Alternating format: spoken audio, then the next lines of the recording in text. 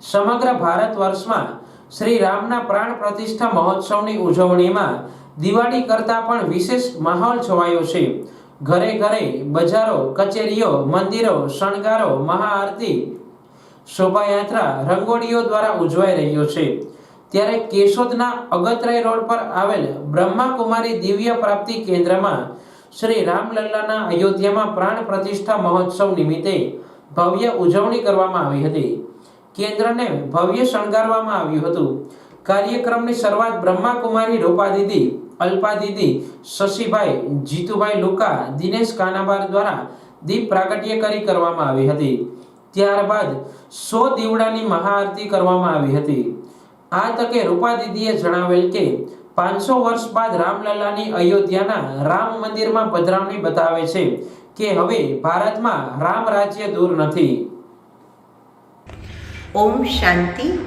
ખૂબ જ આજે હર્ષની વાત છે જ્યારે સમગ્ર ભારત દેશ અને ભારતવાસીઓ દીપાવલીની સાચી ખુશીની મોજ મનાવી રહ્યા છે, આનંદ વ્યક્ત કરી રહ્યા છે। ત્યારે પ્રજાપિતા બ્રહ્માકુમારી ઈશ્વરીય વિશ્વવિદ્યાલયના પ્રત્યેક સદસ્ય શ્રી રામના આહવાનની સાથે રામના મર્યાદા પુરુષોત્તમ જીવનની મર્યાદાઓને પણ જીવનમાં ધારણ કરી પુનઃ રામ રાજ્યની સ્થાપના કરવા માટે જ્યારે કટિબદ્ધ છે, ત્યારે સેવા કેન્દ્ર, સ્થાનિક સેવા કેન્દ્ર કેશોદમાં દિવ્ય પ્રાપ્તિ ખાતે રાજયોગી બધા ભાઈ બહેનોએ મળીને આજના દિવસની શ્રી રામ મંદિર અયોધ્યા નગરીમાં જ્યારે પ્રાણ પ્રતિષ્ઠા થઈ રહી છે, ત્યારે એની ખુશી વ્યક્ત કરવા બધા દીપ જલાવ્યો અને એ પણ યાદી અપાવી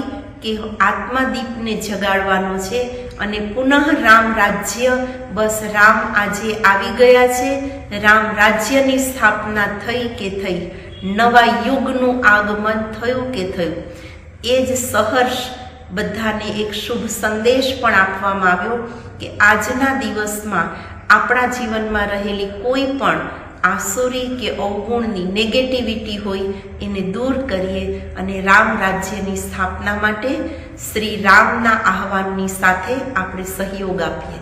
ઓમ શાંતિ।